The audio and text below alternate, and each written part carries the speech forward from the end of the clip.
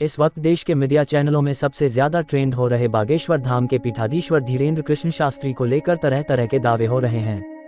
कोई कहता है कि वह जादू टोना करते हैं, तो कोई कहता है धीरेन्द्र शास्त्री ने जिन्नों को वश में किया है।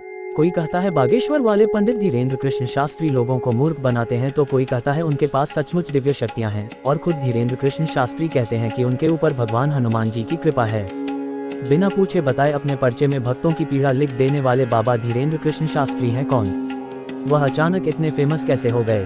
वह कथावाचक बने कैसे और उन्हें यह दिव्य शक्तियां कैसे मिली? आइए जानते हैं बागेश्वर धाम के पीठाधीश्वर धीरेन्द्र कृष्ण शास्त्री की कहानी। धीरेन्द्र कृष्ण शास्त्री का जन्म मध्य प्रदेश के छतरपुर जिले में सन 1996 में हुआ था। धीरेन्द्र कृष्ण शास्त्री छतरपुर के गढ़ा गांव के रहने वाले हैं। जब तक वह पीठाधीश्वर नहीं बने थे तब तक लोग उन्हें धीरेन्द्र गर्ग के नाम से जानते थे और उनका निक नेम धीरू है। धीरू ने अपनी पढ़ाई लिखाई गांव के सरकारी स्कूल से पूरी की। वह सिर्फ इंटरमीडिएट तक पढ़े। इसके बाद वह अपने पिता की तरह पूजा पाठ का काम करवाकर परिवार का पालन पोषण करने लगे। धीरू के पिता पंडित थे तो घर की माली हालत अच्छी नहीं थी। जब परिवार का बंटवारा हुआ तो गरीबी ने जीना मुश्किल कर दिया। इस दौरान धीरू की माता अपनी भैंस का दूध घर घर जाकर बेचने का काम करने लगी थी।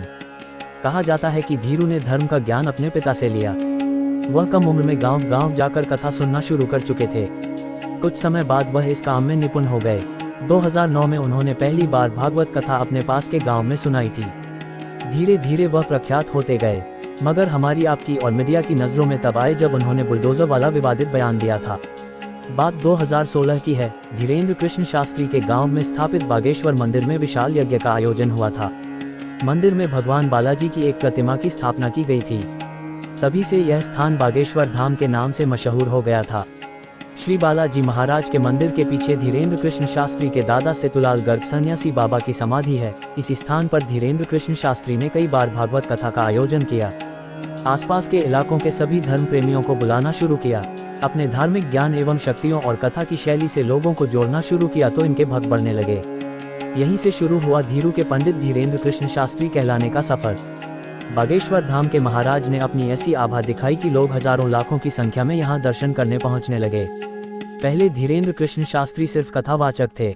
बाद में उन्होंने दरबार बुलाना शुरू किया। वह भूत प्रेत भगाने के साथ लोगों के कष्टों को बिना सुने बताए अपने पर्चे में लिखने लगे। यहाँ तक कि शरीर की किस नस में दिक्कत है बाबा ये भी बता देते हैं। धीरेन्द्र कृष्ण शास्त्री कहते हैं कि यह विद्या उन्हें अपने दादाजी दादा सेतुलाल गर्ग सन्यासी बाबा के आशीर्वाद से मिली है। वे कहते हैं कि हनुमान जी की कृपा है। धीरेन्द्र कृष्ण शास्त्री इस समय विवाद में फंसे हैं। वो विवाद क्या है, जानने के लिए चैनल सब्सक्राइब कीजिए।